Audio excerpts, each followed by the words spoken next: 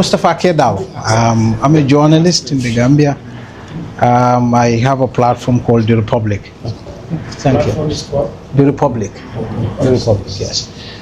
So does the central bank Afri-Exim swap agreement of 75 million have any impact on the debt portfolio of the Gambia? And if yes, does the IMF have any concern over this?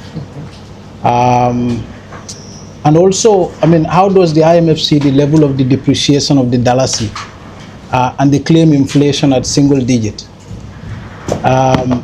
Recently also, I mean, this is also a subject of stories we have done. The central bank has issued a number of guarantees, some parastatals and private businesses. Shouldn't this have impact on our national reserve? If it does, what do you think is the status of these guarantees on the IMF computation of our national reserve? And you also have talked about the issue of targets. All targets are met but one. If you would be kindly specific, what's that target that was met? And also the... Mr. Barr, can you give others chance also? Yeah. Others who want to ask, please. Yes.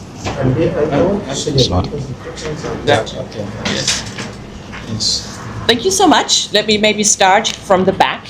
So you asked about the tough steps that the government is taking and also what progress has been made on the governance agenda.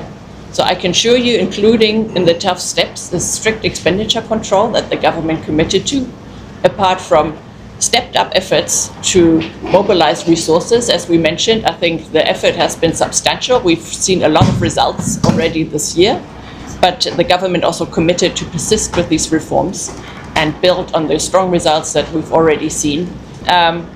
In terms of the inflation, we've also seen important progress. The CBG has been taking a tight monetary stance. We support them in taking this decision. And I think we've seen results in terms of inflation coming down. Because you gave a facility to somebody who we knew was part of the people who led to the failure of the Keystone Bank, because the Keystone Bank collapsed because of the toxic debt that were there back in there. And Kebe, who is the majority shareholder in Win-Win, owed 12 million unpaid debt. And in fact, he had to come to Ministry of Finance, to AMRC unit, to get a letter to take it to the mega bank for it to be qualified or considered for that facility. Maybe I stop here. I don't even know what to answer. It's so long. No, actually, a lot of clarifications are required for that questions. First of all, it's such a loaded, multiple questions, and I will not shy away from saying it as it is. On the Russian oil saga, it is very incorrect to say that no tax was collected. Russian oil was an oil transaction. All oil transaction taxes related to oil sales are paid at the pump price, and that's what's collected.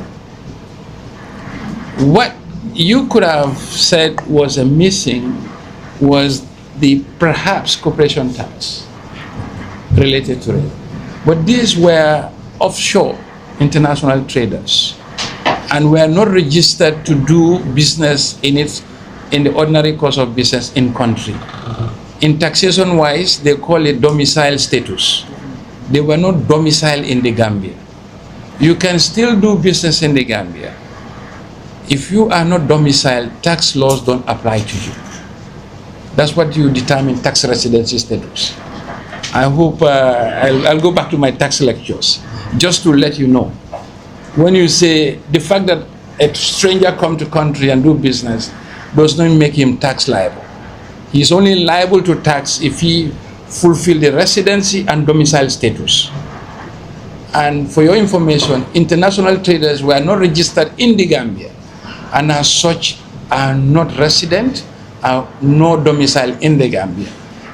The difference on that transaction was that they took the proceeds of the sale of oil in dollars and they choose to bank that in the local currency, in the local banks here, which is normal. If you do business, as far as you render the service or you provide the goods, it's you, the provider of the good or service, to choose where your payment will be directed to. You can be here if you are a staff, and I can tell you this, is staff of international organizations. They are based in their headquarters, but they opt to receive a portion of their salary in the headquarters and a portion paid in any country of their choice. So where you receive your proceeds of a transaction doesn't determine your tax situation. So that is just the clarification. It's very easy to say, okay, oil transaction of 30 million was consummated as such. It's an economic activity that happened here, but there are laws guiding taxation. It's not the layman interpretation of who is liable to what tax. I hope you should do some tax lecture as a journalist before you ask questions on the subject matter. Make yourself au fait with that topic. Just because an economic activity has happened does not give rise to taxation. That's the question on that. I hope I'm clear.